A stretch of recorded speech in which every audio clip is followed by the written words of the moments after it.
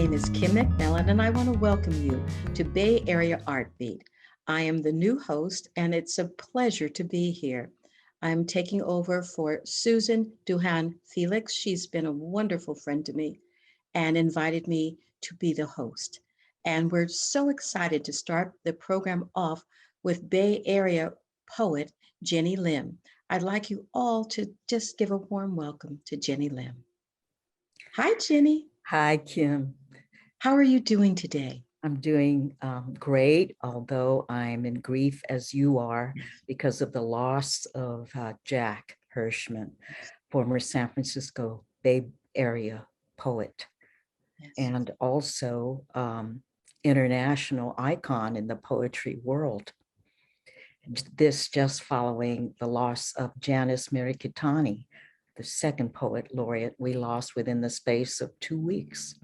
It's very, when we look at what I consider them as libraries that are no longer here, such as Al Young, Lawrence Ferlinghetti, just wonderful, wonderful icons. And the poetry that came forth was so beautiful. And so I'm very honored to have you here to read your poetry and perhaps talk about the friendships.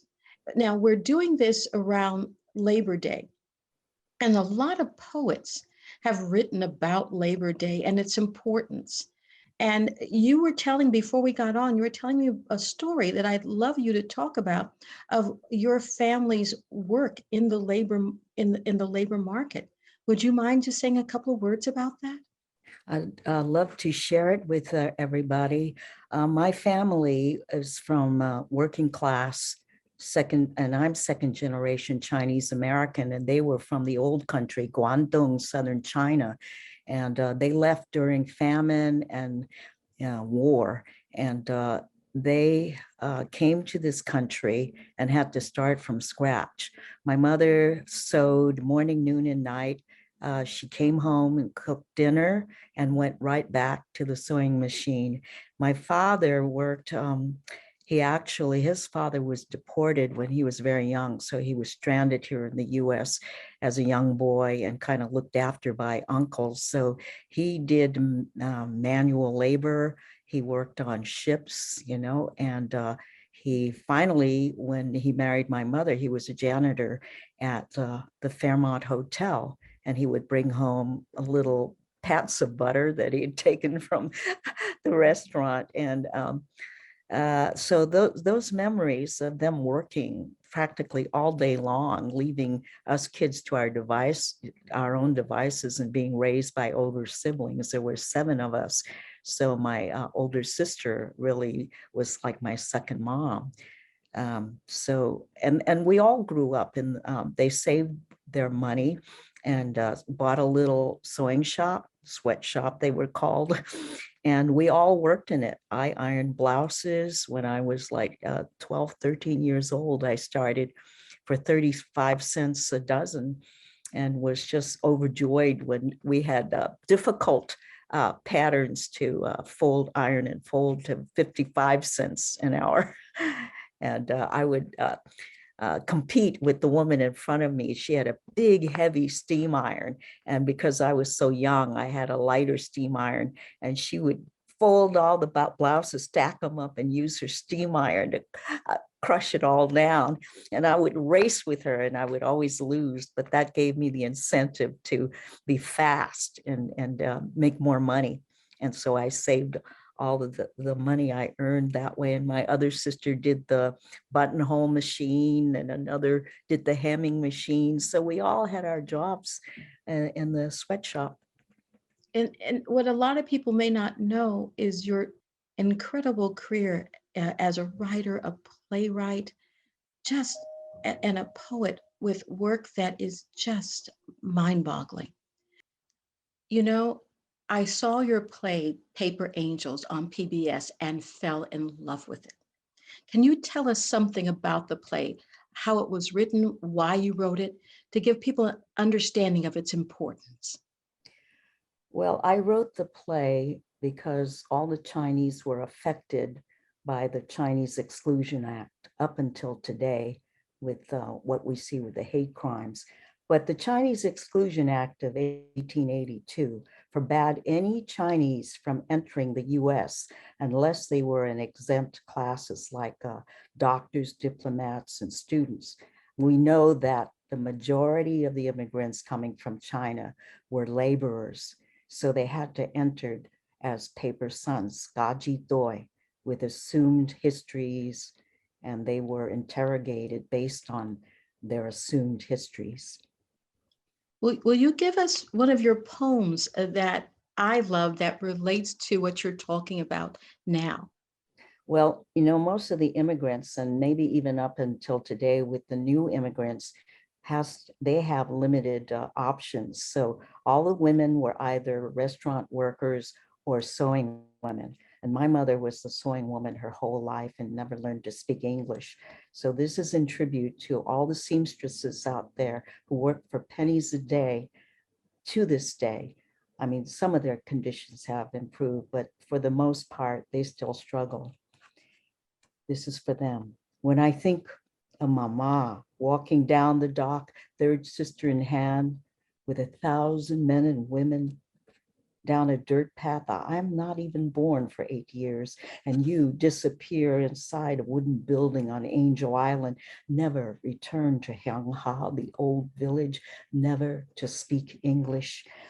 When I think of you sitting before the white inspector speaking your clay yip tongue, I am tongue-tied. When I think of who you might have been, a young Guangdong woman, lucky, yes, they said, so lucky to have married a handsome Kim San-hak and go to the Gold Mountain, leaving 2 daughters behind. When I think of who and what you might have been, besides a sewing woman, a mother of 7 with great grandchildren and countless paper cousins, I imagine you escaping that burning sewing singer machine, like smoke with memories floating into the currents, rising like the phoenix far away from us, freed from us, who possess you, whom you possess. Apa, agu, ama, bending over rice fields, stirring supper over stoves, sewing blouses, scrubbing floors, your days burning soon as they were lit like firecrackers, red lacy, red pomegranate cheeks, bright oranges with luck scrolls. Yellow woman, moon chanter, wisdom woman, herb healer, agu, apa, ama, Hoisan Pa. Absolutely beautiful. Thank you so much for being here and giving us your history, which is so important. Thank you. And we'll be right back.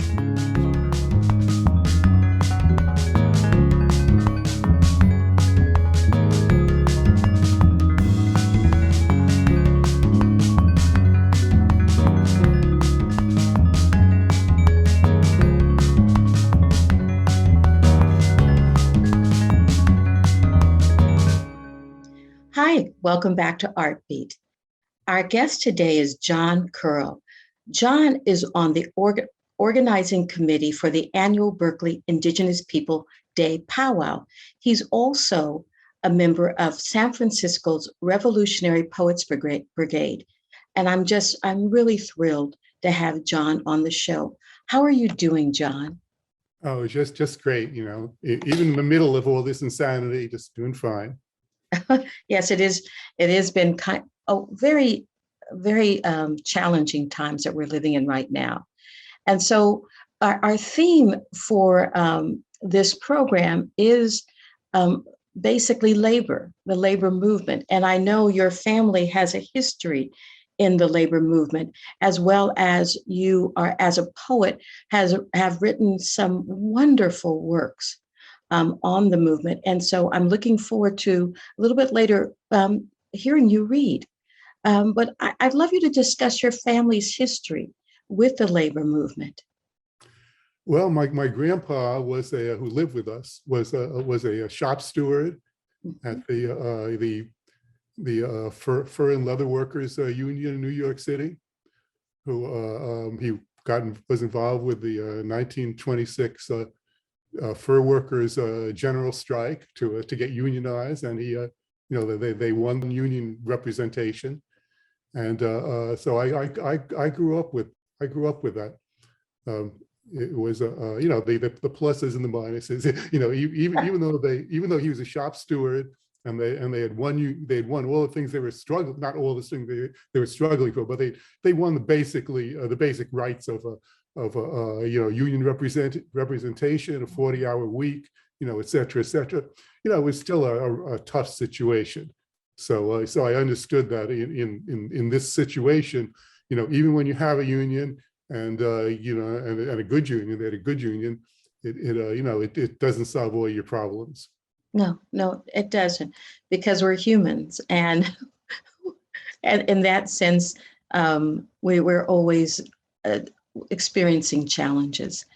Can you tell me about the poems that you're going to read and why they're important to you?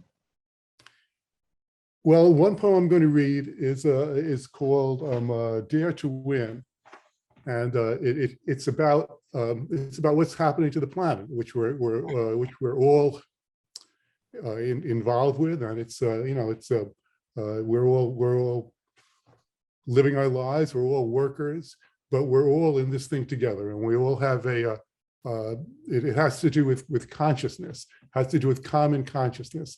If people think that they just need to take care of themselves and their families, then that's really part of the problem, is that to take care of yourself and your family, you have to understand that you are part of this something much, much bigger, and to take care of the whole not the whole planet, the whole human species, and it's these connections that partly which really interest me, that are between things that are not often put together, and in poetry you can put things together in ways that in everyday speech usually you don't do. Oh, well, we're looking forward to hearing you read. Okay, so this first poem is called "Dare to Win." Those trees aren't dying. That pavement, those telephone poles have been here since time never began, and will be here until time never ends. Even when the last of us is meat for fish and birds, we too will be as we have always been. These soft thighs, this sensual dance, this pleasure pain, watching the appearances change. Choice is delusion, yes. Nonetheless, in the eternal present, we have total choice. At this very instant, secret US factories are manufacturing nuclear bombs. At this very instant, the polar caps are melting. At this very instant, your landlord is thinking of raising your rent. At this very instant, your lover is seeing a planetary healing vision. At this very instant, 20,000 people are being born. At this very instant, the trees are dying. One of the things that is so profound about that poem is the idea at this instant. We're so caught up sometimes in our reality that we don't always see the things that are happening around us and the bigger view of life on Earth. That was beautiful. We have to keep things in perspective of the bigger picture. Yes. And this one is like it's kind of a more personal poem, and a little bit lighter. Because there's many things involved with Labor Day and work. This is called Blue Collar Woman. Blue collar woman, fire in your arm and grease on your cheek, faded red bandana tying your neck with a granny knot for a locket. After a hard day, tough and mean, or smiling like a mountain stream. Rally flyer in your jeans, Phillips head screwdriver and 15/16 open end wrench sticking out your back pocket. I just want to tell you, you look fine driving that 1450 multi-lift press, clacking and hissing in 4/4 time, or rolling on that creeper beneath that 10-ton truck, arc welding that ship's truss, or waving that picket sign. I just want to tell you, it feels fine to be hammering with you on the assembly line, or pouring concrete forms in rain, or driving tractors across the plains, or mopping floors, or goofing off, or laughing at the boss, or shoveling earth for a sewer line. Because it sure got to feel pretty weird and unreal when day after day and year after year, I was forced to work with only other men. I just want to tell you, I know it's a hard fight for a working woman of the working class. I just want to tell you, you burn like the night as you twist and weave in your workers' dance. Wow. Yeah, it's interesting. I hear that, and as a female, it's the struggle, that we have to even say it. This is normal. That a female has to come in and think, what am I going to see? What am I going to experience? Will I be accepted? And we're still struggling with that. Yeah. Yes, we're definitely struggling with it. Well, you have to struggle with one person by one person. It's not you can, it would be great if we had this mass consciousness where we just all of a sudden, like back in the 1960s, we kind of thought, well, okay, consciousness is going to change. Yeah. And which it did change, but it changes one person at a time. And so some people are a little ahead of the curve and some people are, way behind the curve. And, and that's just the way society is, and we have to deal with it. Well, hopefully the next generation to come will see women, transgender, all people as just people, just beautiful people.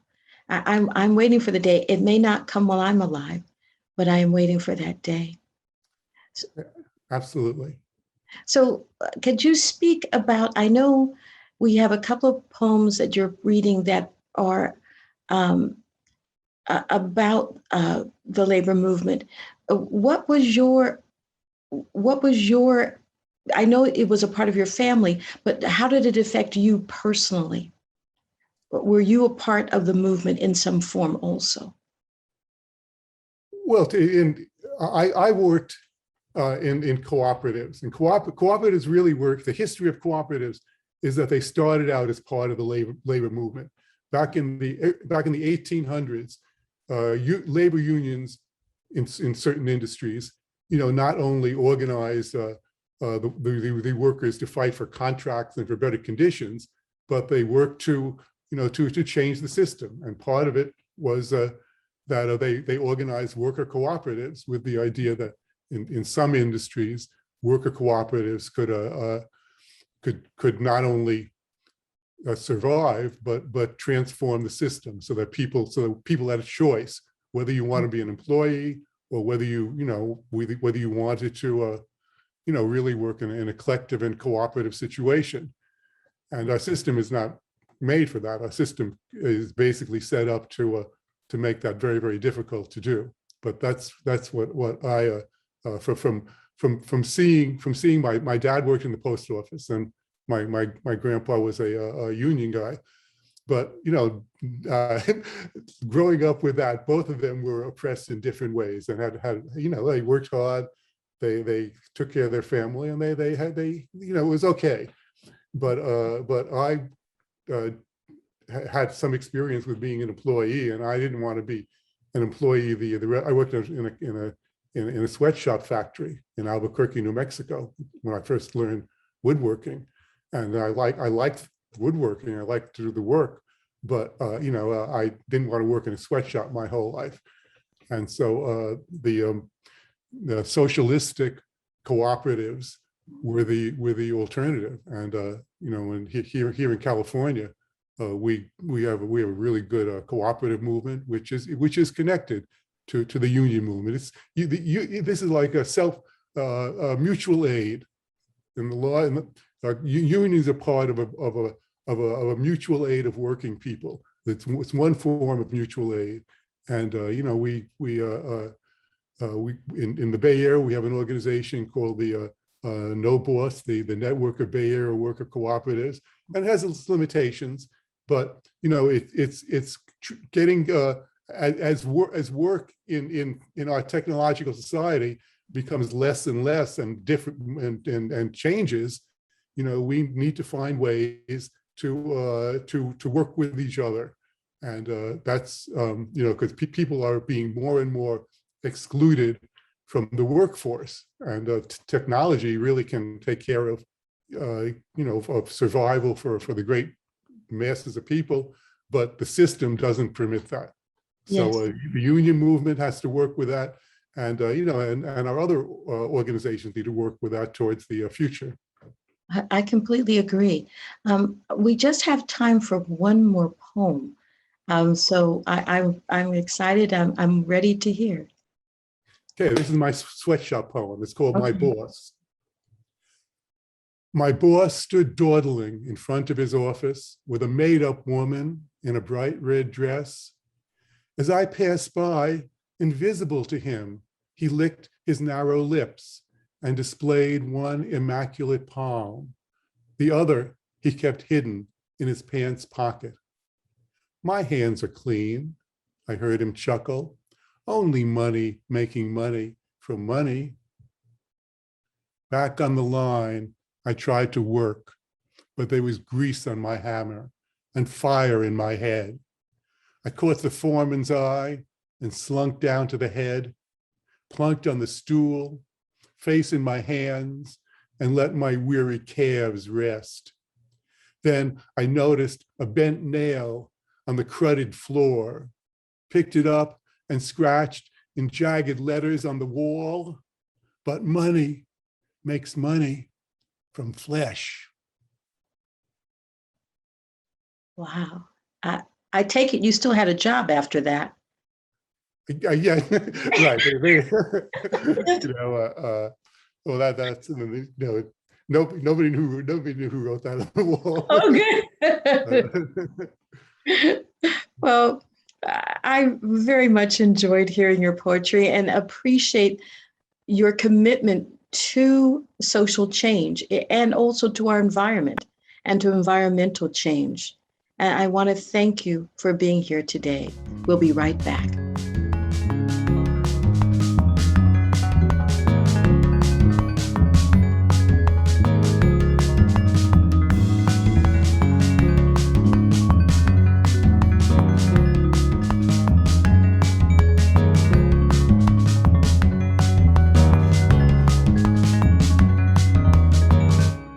Welcome back.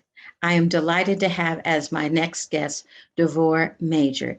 Devore is the third poet laureate of San Francisco, and just one of the, as far as I'm concerned, her poetry is exciting. And you don't often hear the words exciting connected to poetry, but I think it's the way she writes and it's what she brings, the integrity and the art that is so beautiful. How are you doing, Devorah? I'm doing great, thank you. What I'd love to have happen is for us to hear your poetry. And what the theme of today's show is the labor movement and labor. And so why don't we start out with your poem that deals with that subject matter? Absolutely. And this is really about it's about people, but it really is also very importantly about the labor movement and what it did. It takes a movement. Even the smallest victory is never to be taken for granted. Each victory must be applauded because it's so easy not to battle at all, to just accept and call that acceptance inevitable. Audre Lorde. See the hunger, the brutality, the injustice, the poverty, the miseducated, the ever-growing sickness of body and spirit. and then watch as one stands, and then another, and another, and then many more join and begin to talk, to plan, to move, our steps becoming longer and surer, stronger as we raise arms high with signs of the times, proclaiming the names of our causes. Move on, turn your eyes, don't look or see, just move on, they say to us. But we decided to move on up and over unjust demands. Move on, they say, don't stop working, stop complaining, and just move on down the line.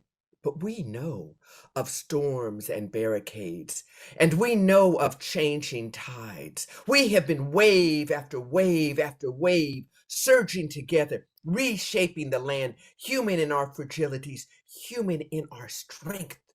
We have stood still, slipped backwards, pushed forward, are pushing still because there is further to go. There was a time when it was harder to stand, but we stood, harder to step forward, but we strode, harder to speak out, but we sang together. It took a movement then, it takes a movement now.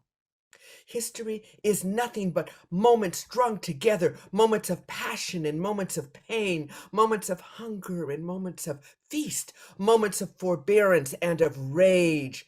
And somehow, when we climb into those moments, together we expand the reasons for celebration.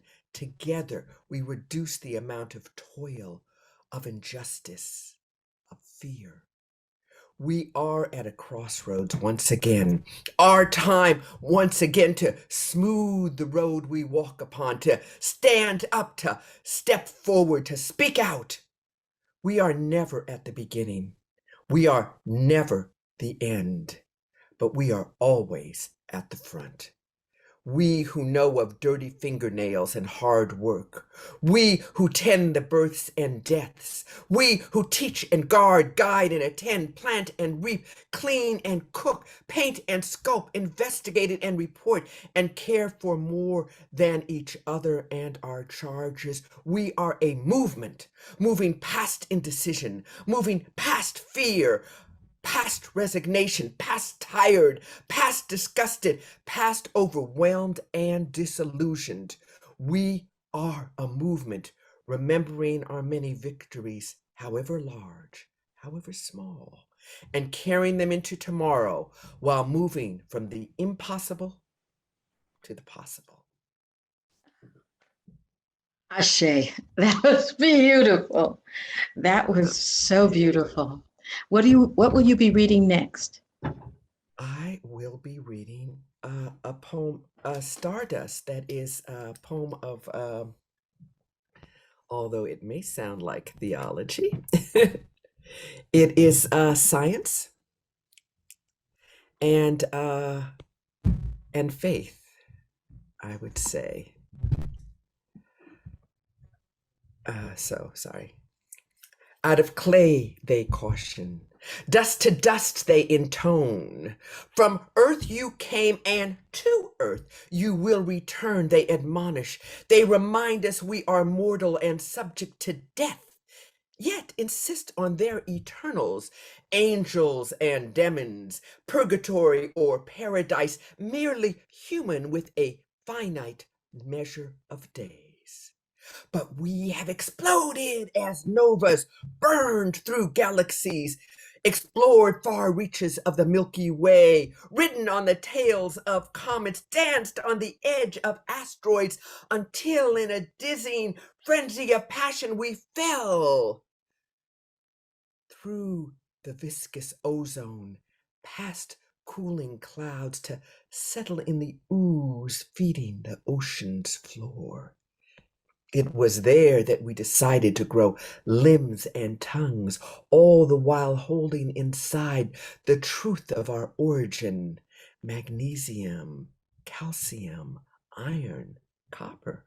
We are the stuff that stars are made of. It's a scientific fact, a cosmic trust. In knowing and in ignorance, we hold grains of the divine inside ourselves, and we always have. Oh my goodness.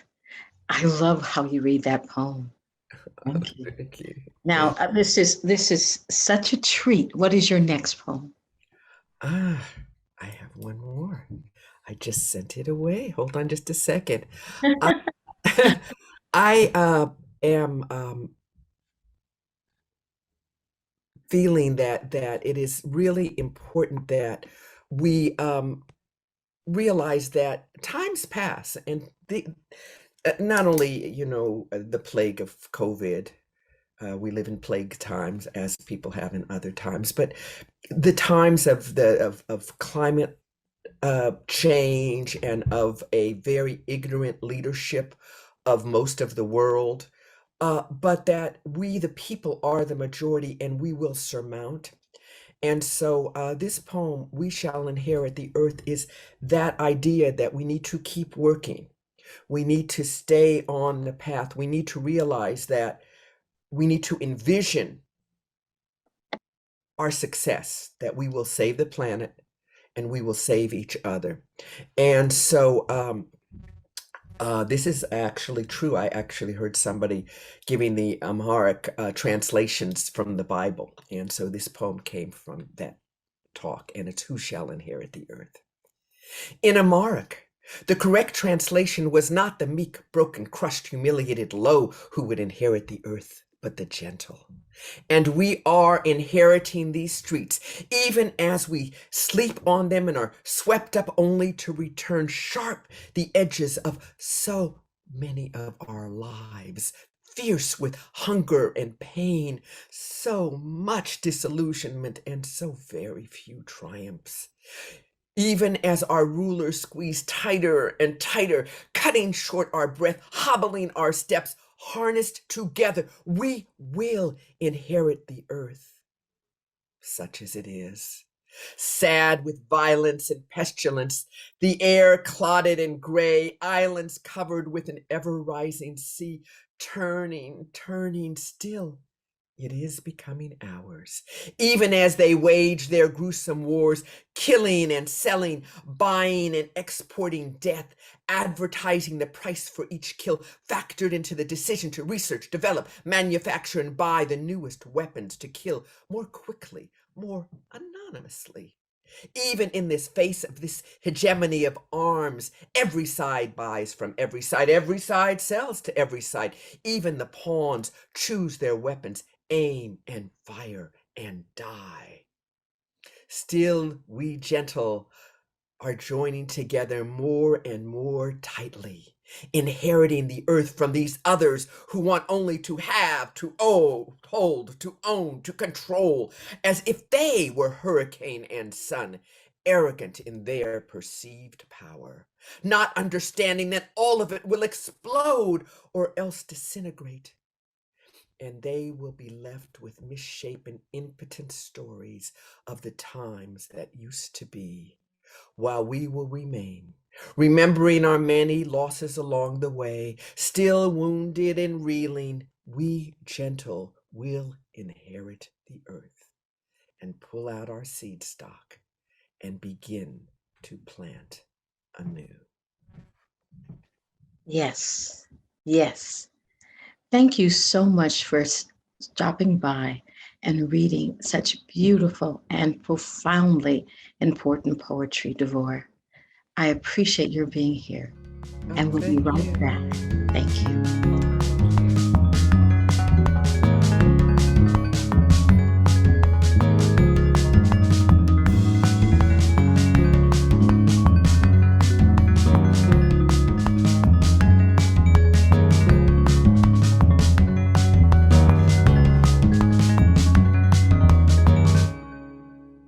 Hello there. Welcome back to Artbeat. I am thrilled to have as a guest today the wonderful Joyce Jenkins. She is the editor and the director of Poetry Flash. It is a literary review as well as a calendar, and you can find more information about Joyce and Poetry Flash at poetryflash.org. Joyce, thanks for being here. This is so important to us because this is our way of honoring someone who has been a joy in all of our lives in the literary community. She is the ambassador for the arts for Berkeley. This is the wonderful Susan Duhan Felix, and we're going to take a moment to just talk about her wonderful accomplishments. Hi, please talk about the really special relationship that you had with Susan. Thanks for having me, Kim. I'm just really delighted to be here and to tell you a little bit more about Susan Duhan Felix. She's the beloved former host of this show, an accomplished ceramic artist specializing in ritual objects. And she's exhibited in New York, Oakland, London. Her work is owned by the Magnus Museum Berkeley, Skirball, LA, National Museum of Jewish History, Philadelphia, the Jewish Museum Russia, and more. She served on the Berkeley Art Commission for 4 years and was president for 3. Is a founder of the Jewish arts community of the Bay. A member of Berkeley Cultural Trust, she is the arts ambassador, as you said, for the City of Berkeley, the liaison between the mayor's office and the arts community. In that capacity, she curates and proclaims days for the Berkeley City Council to honor Berkeley arts leaders. She loves to dance. There's never been a stronger champion for the arts in this town. In 2013, a year after the death of her late husband, the poet Morton Felix, Susan missed the poems that he'd written for her, so she asked for poems for her birthday, July 23rd.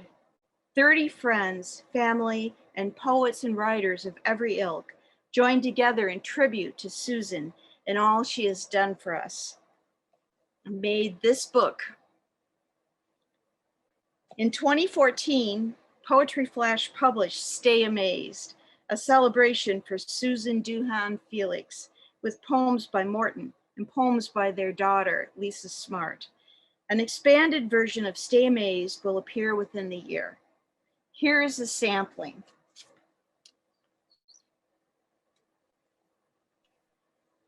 A poem by an excerpt by Jerry Ratch.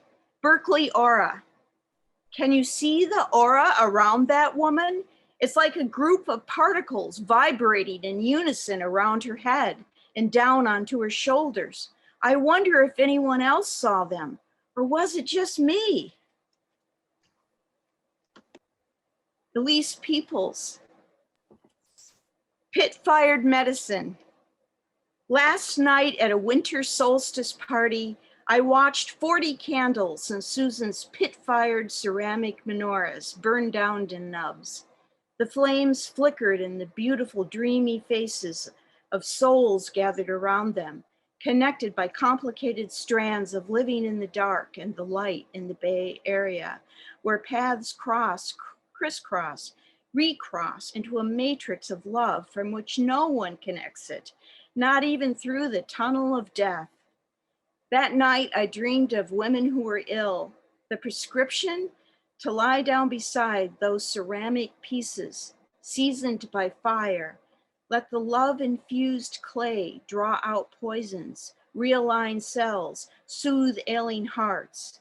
Susan's art medicine.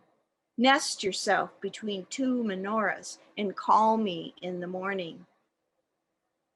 Here's a poem by Floyd Salas, Berkeley poet. Susan Felix. In whatever year was her birthday, that day among eons of days is the most significant. For her, this lady who got a Floyd Salas Day made in Berkeley. Only love and time are priceless. All else is secondary. The bitter spirit suffers. The satisfied spirit sings. This is by a songwriter, Berkeley songwriter, Nancy Schimmel. Where to be? Come write me a poem, I miss them, says Susan. Something amusing or something profound. So I set me a rhythm all tripping and tumbling. I wanted to hear the words dancing around. At Saul's, at a wedding, she's leading the dancing. She's leading the city to music and art. Wherever the folks are creative and playful, you know that our Susan is playing her part.